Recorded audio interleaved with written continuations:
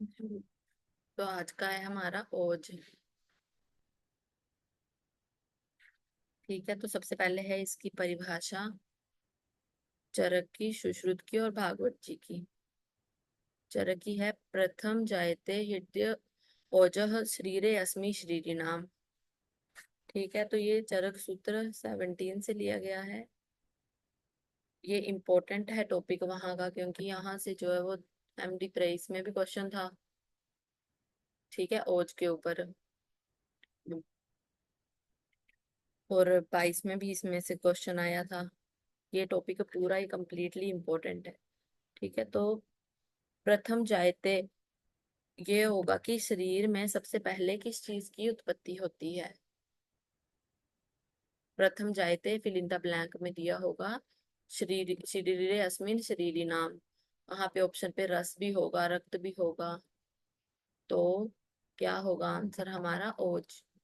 उसके बाद है सुश्रुत का, रसादि नाम, शुक्रांता नाम। अब ये पूरी की पूरी कोटेशन प्रीवियस ईयर में दी गई है, और उसमें बोला है कि ये रेफरेंस किससे रिलेटेड है? शुक्र से रिलेटेड है, आर्तव से रिलेटेड है, ओज से रिलेटेड है, कि वायु से रिलेटेड है।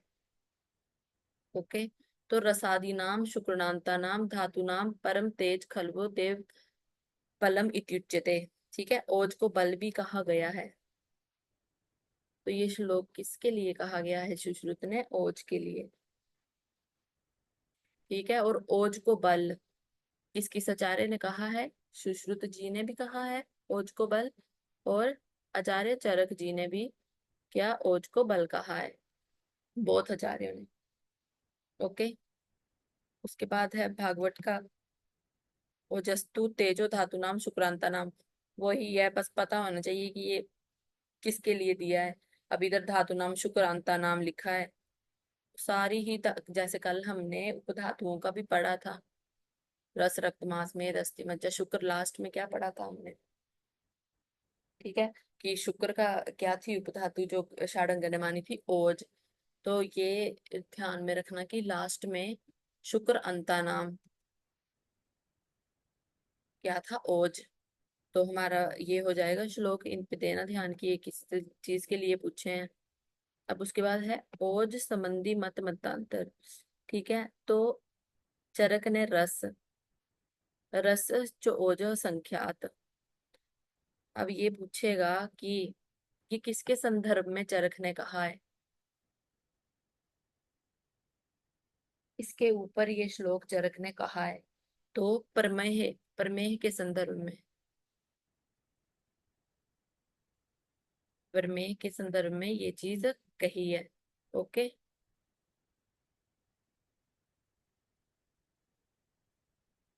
के बाद है हमारा गर्भ रस। हाँ, अब क्वेश्चन ये बना हुआ है, गर्भ रस आद्र रस, ये किसके लिए कहा गया है? गर्भ रस आद्र रस, ये किसके लिए कहा गया है? तो ये कहा गया है, बीएचयू में क्वेश्चन आया था, ये कहा गया है ओज के लिए। सारा कोटेशन देखने की जरूरत नहीं है। गर्भ का रस किसके, किसको कहा गया है? ओज को। ये कोटेशन पता होनी चाहिए इतनी। ठीक है। उसके बाद है अब अष्टम धातु। ओज को अष्टम धातु किसने कहा? चक्रपाणि ने। ठीक है। उसके बाद है शुक्र का मल। ओज को शुक्र का मल, ये ओज की बात चली है। अष्टम धातु किसकी? ओज को अष्टम धातु किसने कहा है? चक्रपाणि ने। शुक्र का मल, ओज को शुक्र का मल किसने कहा है? अष्टांग हृदय ने। ओके। और अष्टांग संग्रह का भी लिख लो। अष्टांग संग्रह ने ओज कहा है धातुओं का सार, संग्रह ने सार कह दिया, और हृदय ने क्या कहा है? ओज को शुक्र का मल।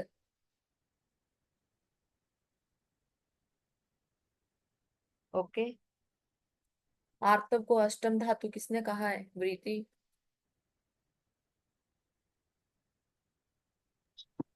सुश्रुत ने और संग्रह ने। आर्तव को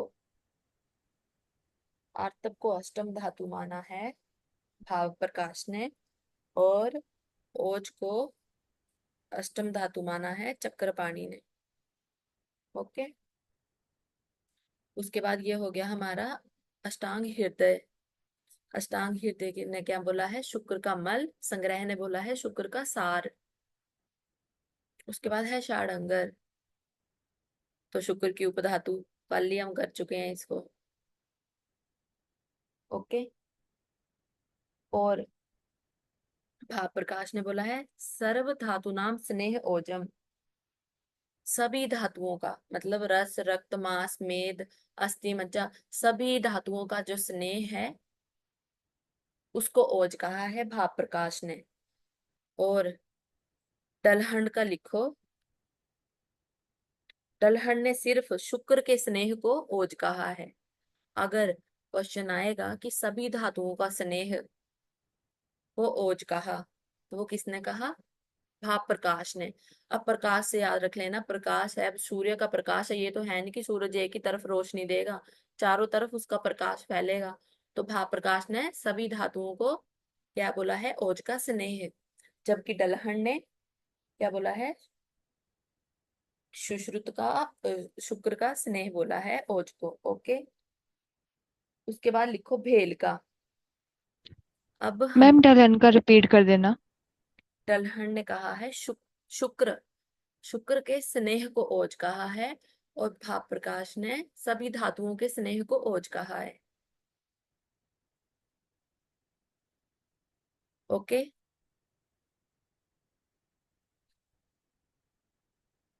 अब इसके बाद है भेल। भेल का लिखो,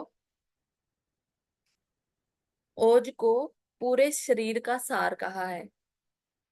ठीक है। और अष्टांग संग्रह का क्या था?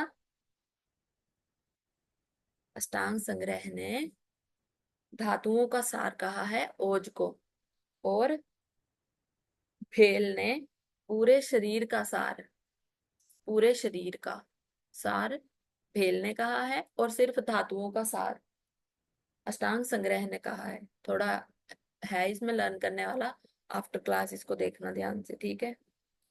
उसके बाद है जीव शोणित।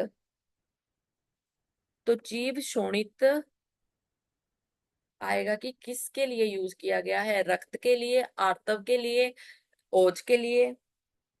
कोई भी नहीं सोचेगा कि ये ओज तो क्यों ही होगा, जीव शोणित बोला है, रक्त और आर्तव पे पहला फोकस जाएगा। तो ठीक है, जीव शोणित ओज के लिए कहा गया है। जीव, अकेला जीव, जीव कहा गया है हमारा आत्मा और पारद के लिए।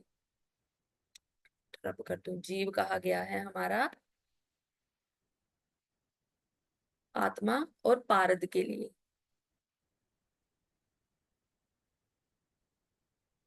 ओके, लिख लिया। अब है जीव आयतन। जीव वाली सारी ही चीजें लिख लेंगे, इसके अलावा कोई चीज नहीं बनेगी। ठीक है। जीव लिख लिया आत्मा और पारद के लिए। अब है जीवायतन। आयतन ये कहा गया है स्त्रोतस के लिए।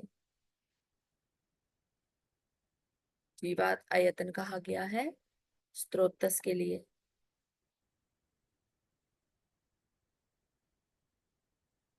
ओके। और जीव शोणित ओज के लिए। ध्यान रखना, साइड में लिख लेना, रक्त क्रॉस, आर्तव क्रॉस, ओनली ओज। उसके बाद है जीव धमावी। अब जीव धमावी, ध,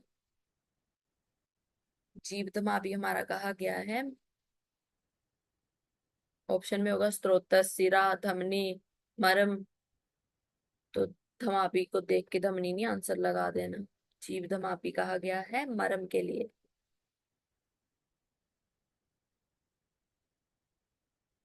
ठीक। पारिकेटी पेज करेंगे तब भी वहां लिखा है, लिखाऊंगी मैं। ठीक है। वहां भी जीवायतन दिया गया है, दो टर्म में दिए, बाकी दो ऐड करेंगे वहां। खुद से अगर कर रहे हो, जिनका तो एग्जाम है, वो वहां ऐड कर लेना बाकी चीजों को भी। ओके, हो गया ना। उसके बाद है उत्पत्ति। देखो अभी तक इससे क्वेश्चन नहीं बना है, बट इससे बनने के पूरे पूरे चांसेस हैं उत्पत्ति से। ऐसे आएगा, कि भ्रामरे फल पुष्पेभ्यो, ठीक है, जिस प्रकार भौरे फल व पुष्प से मधु एकत्रित करते हैं, उसी तरह शरीर में धातवग्नि अपने गुणों और कर्मों द्वारा धातुओं से ओज को एकत्रित करती है। तो भ्रामरे फल व पुष्पेभ्यो, ये आएगा कि ये किस चीज को समझाने के लिए इस कोटेशन का प्रयोग किया गया है। ठीक है, ये जो है वो इंटरनल एग्जाम जो है ना, ये बीएचयू के इंटरनल एग्जाम होते हैं उन पे क्वेश्चन बना है, अभी तक एमडी वाले पोर्शन पे नहीं आया है, पर इसके बनने के पूरे चांस है। तो इस कोटेशन को याद रखना कि ये किस कंटेस्ट में बोला है, शुक्र के कंटेस्ट में बोला है कि ओज के कंटेस्ट में बोला है। ठीक है, उसके बाद है ओज का स्वरूप। अब ये इस लाइन से क्वेश्चन एमडी 2023 में आ चुका है। तो देखो अभी तक जितना भी पढ़ाया मैं बताती हूँ, क्वेश्चन यहाँ से आए हैं, तो इन चीजों को अच्छे से कर लोगे, क्वेश्चन यहाँ से ही आते हैं। ठीक है, क्वेश्चन इंडिया से ही आएंगे, बाहर फॉरेन से कोई क्वेश्चन नहीं आएगा। तो जो भी लाइन कराती हूँ ना उसको अच्छे से करना। ठीक है, और अगर बाहर से आ भी गया, जो कि नहीं आएगा, वो किसी को भी नहीं आता होगा, ये दिमाग में लेके चलना। ओके, अब है ओज का स्वरूप। सर्पी वर्णम मधुरसम लाजागंती प्रजायते। ये क्वेश्चन मैं गलत करके आई थी, पूरा श्लोक पता होने के बावजूद, और तब लगा था कि ठीक करके आई हूँ, जब देखा था ना घर आके, तो बस ये क्वेश्चन, ये श्लोक मेरे दिमाग में चला था, और यहीं से ही ये पूरी की पूरी कोटेशन आरएबी के पेपर में आ गई थी। पहले एमडी में आया, वहां गलत किया, आरएबी के पेपर में मैंने गलत किया था, तो वहां पूरी ही कोटेशन आ गई थी कि ये quotation fill in the blank पे आई थी, लाजागंदी हमने फिल करना था उसमें। और एमडी 23 में क्या आया था, ओज का वर्ण क्या होता है, मैं इसमें लाजा लगा के आ गई थी। तो इस पे ध्यान देना, यही होते हैं जो इजी क्वेश्चन हमें कंपटीशन से बाहर फेंकते हैं। ठीक है, अब ये भी पूछे, अब एक होती है ओज जो हृदय में रहती है, एक होती है जो गर्भस्थ ओज होती है। ठीक है, तो ये गर्भस्थ ओज है, उसका वर्ण क्या होता है, सर्पी वर्ण, मतलब घृत वर्ण की होती है, रस मधु के समान। मधु को मधुर पढ़ लेना, मधुर रस में पढ़ते हैं हम, तो रस मधु के समान, और गंध क्या है हमारी, लाजा गंधी।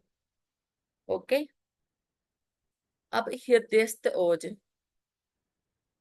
अब क्वेश्चन ये भी आ सकता है कि हृदयस्थ ओज बताओ क्या वर्ण होता है उसका, पहले भी उन्होंने यही दिया होगा, सर्पी वर्ण, पर ये कौन सा है, गर्भस्थ ओज, गर्भ में रहने वाले ओज की बात हो रही है इधर।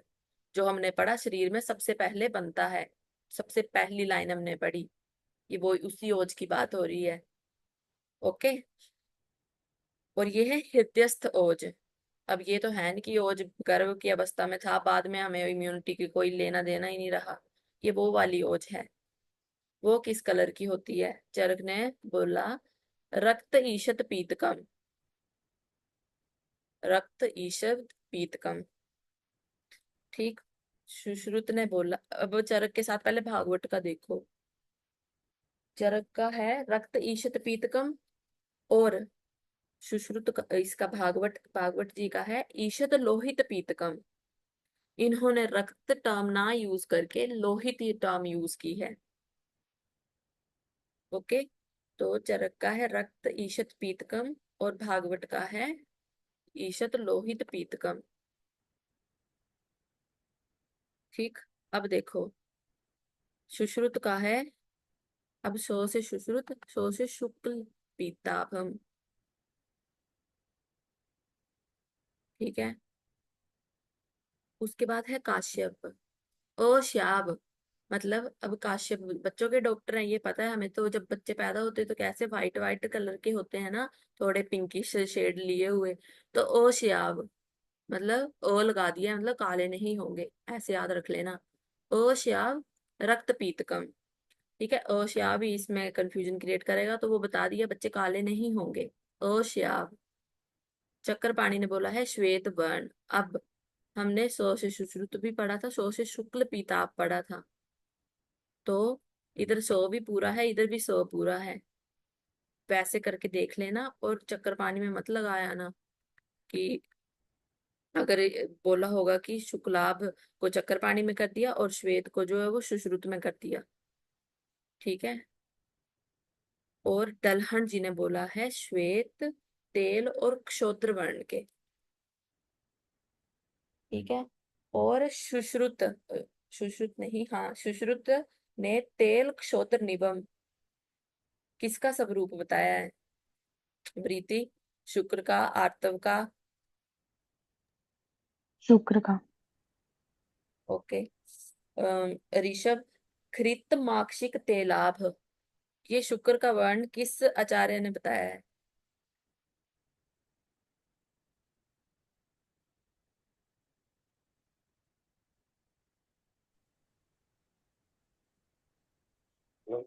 ना भागवत, आचार्य भागवत। किसने? आचार्य भागवत में। अच्छा, तो शुक्ल वर्ण किसने बताया है? तो आचार्य चरक में। बिल्कुल भागवत दोनों, ठीक है। उसके बाद है ओज के भेद। तो अब जब ये पढ़ो ओज का, तो साथ में शुक्र का भी पढ़ना। ये नहीं है कि शुक्र का ओज में डाल दिया, ओज का शुक्र में डाल दिया। अब ओज के भेद दो होते हैं, पता है, पर और अपर। ठीक है। अपर जो है वो सर्व शरीर में रहता है, जिसका अर्धअंजनी परमाण है। पर ओज हृदय में रहता है, जिसका अष्ट बिंदु परमाण है। अब क्वेश्चन, ये तो हमें याद है। अब बनेगा कि कफ स्वरूप वाला कौन सा ओज है और पित्त स्वरूप वाला कौन सा ओज है। जब मैंने क्वेश्चन सॉल्व करना शुरू किए थे, मैंने सब कुछ अच्छे से पढ़ लिया था, पर लास्ट तक मुझे ये नहीं पता था, क्योंकि इस पे कभी ध्यान ही नहीं किया और इस पे क्वेश्चन बनते हैं। ठीक है। तो कफ स्वरूप वाला कौन सा है? हमारा अपर ओज, जो सर्व शरीर में रहता है।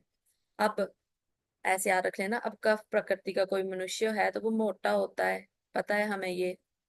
तो सर्व शरीर, अब कोई मोटा है तो पूरे ओवरऑल ही मोटा होगा, ऐसे याद रख लेना, पूरा शरीर उसका मोटा है। ठीक है। तो सर्व शरीर मोटा है, उसका मतलब कफ स्वरूप वाला अपर ओज है। और हृदय पित्त स्वरूप वाला है, जो हृदय में ओज रहता है। ठीक है।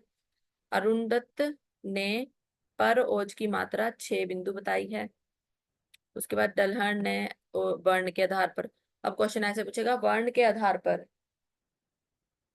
वर्ण के आधार पर ओज के भेद किसने बताए हैं? वो तो बाद की बात है, कौन कौन से बताए हैं, पहले ये पूछेगा किसने बताए हैं, तो दलहन ने। ठीक है। श्वेत, तेल और क्षोद्र।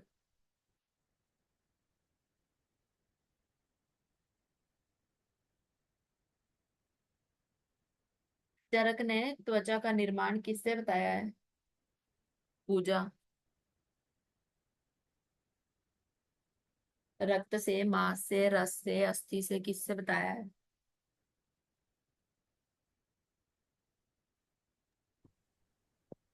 मास से। ओके, ठीक है। तो चरक ने त्वचा का मांस से, भागवत ने रक्त से, और सुश्रुत ने रस से। ठीक है। अब नेक्स्ट है हमारा ओज के कार्य।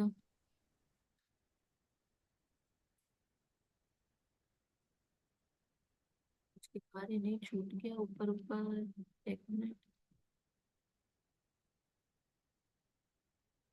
ओज का स्थान। तो आचार्य भेल ने ओज के कितने 12 स्थान, अब पूछेगा ओज के 12 स्थान। ठीक है। किसने बताए, किस आचार्य ने बताए हैं? किसने बताए हैं?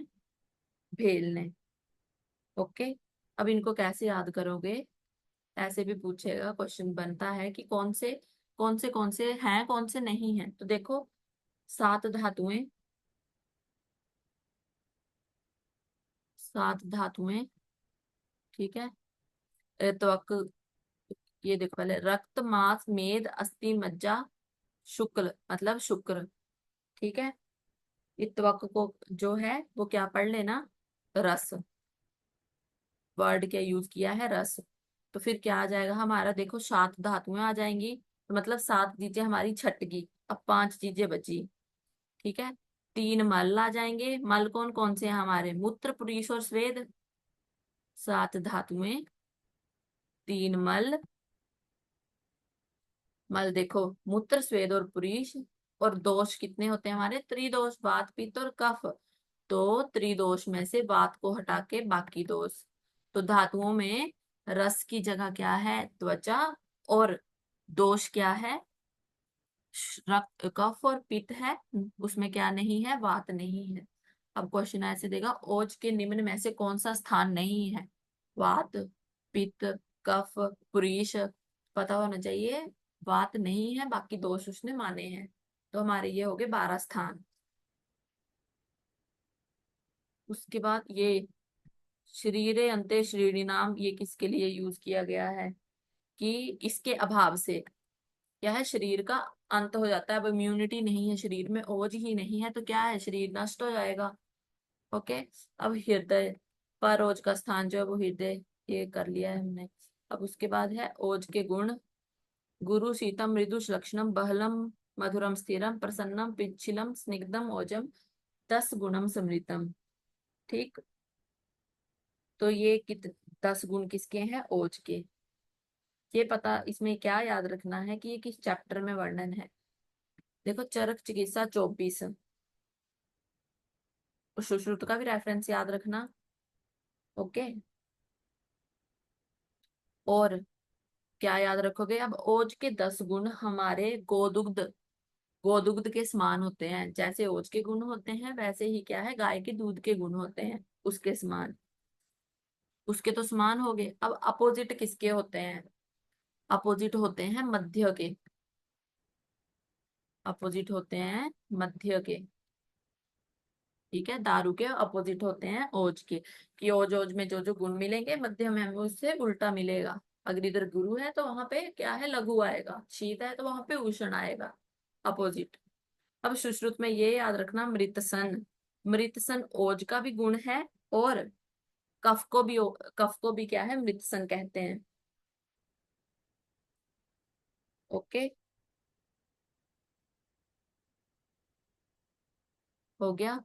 और विवक्त, ओज का श्रेष्ठ गुण क्या है, विवक्त। श्रेष्ठ गुण विभक्त है। मृतसन क्या पढ़ा हमने, कफ का भी गुण, कफ को भी कहते हैं और ओज का भी गुण है। ओके। अब ये देखो, इसमें से क्या याद, सर्व चेष्टा स्व प्रतिघात, कुछ याद आया। पीछे वायु के जब कर्म कराए थे, कि सर्व सर्व चेष्टा ये करने वाली, सर्व सर्व जहां भी लगा होगा वो आंसर हमारा क्या जाएगा, वायु का। पर सर्व चेष्टा स्व प्रतिघात, सिर्फ और सिर्फ ये कोटेशन किसके लिए यूज हुई है, हमारी ओज के लिए। साथ में लिख लेना, डोंट कंफ्यूज विद वायु, कि जब पढ़ो, क्योंकि इतना सिलेबस हो जाएगा पता नहीं लगेगा क्या इंपॉर्टेंट था, कि किससे हम कंफ्यूज हो सकते हैं। उसके बाद है सुश्रुत ओज क्षय के कारण 7 बताए हैं, कुछ खास नहीं। ओज की विकृतियां कितनी है, 3। चरक ने भी वही बताई हैं। ठीक है, विस्तृंस, व्यापद और क्षय। मैच द फॉलोइंग पे इस पे क्वेश्चन आ चुका है।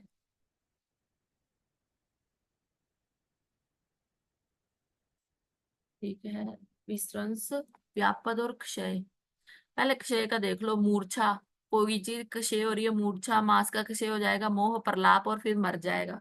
ये समझ आ रहा है, क्षय के लक्षण होंगे। अब इन दोनों में से कोई एक श्लोक लर्न कर लेना। जैसे व्यापद है, मैंने इसका कर रखा था व्यापद का, स्तब्ध गुरु गात्रा नाम, बात शोफो वर्ण भेदो, वो से है।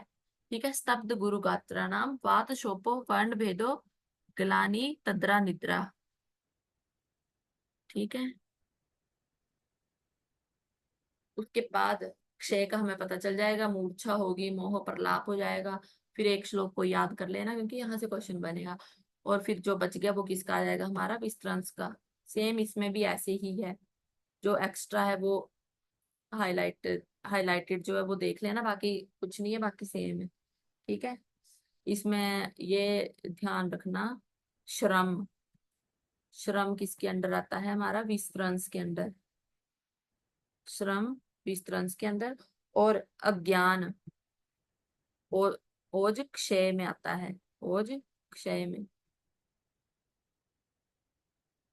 ठीक है, अज्ञान श्रम विस्तृंस में, और क्षय में क्या है, अज्ञान। अब है ओज क्षय।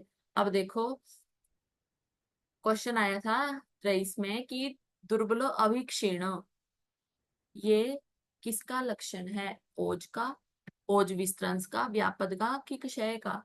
तो ये किसका है, ओज का। इधर तो दिया है ना विस्तृंस, व्यापद और क्षय। ठीक है, उधर क्या होगा कि सिर्फ और सिर्फ ओज लिखा था, क्योंकि ये श्लोक किसके लिए दिया गया है, ओज क्षय के लिए दिया गया है, मतलब ओज के लिए। वहां पे ऑप्शन में विस्तृंस, व्यापद, ठीक है, और क्षय भी था, बट आंसर क्या लगा था वहां पे, ओज। ये ना विस्तृंस में है ना व्यापद में है। तो विवेति दुर्बलो अभिक्षीणम ध्येयाति व्यथित इंद्रिये, दुष्छायो दुर्मनः। ठीक, तो ये देख लेना, दुर्बलो अभिक्षीण व्यथे इंद्रिय, इस पे ध्यान दे लेना। और एक हमें मिलता है बल भ्रंश और बल व्यापद। बल भ्रंश, बल भ्रंश, ये हमें लगता है कि ओज क्षय का होगा या ओज से रिलेटेड होगा। बल भ्रंश, ये हमें किस में मिलता है, आम दोष में। उसका पूरा श्लोक है, पैथो में जब करेंगे पूरा श्लोक पढ़ेंगे वहां पे। पर अभी फिलहाल उसमें से क्या इंपॉर्टेंट है, बल भ्रंश। ये किसके लिए, किसके लक्षणों में मिलता है, ओज में नहीं। ये किस में आएगा हमारा, आम दोष। ओम नहीं है, आम लिख लेना, आम दोष में। ओके।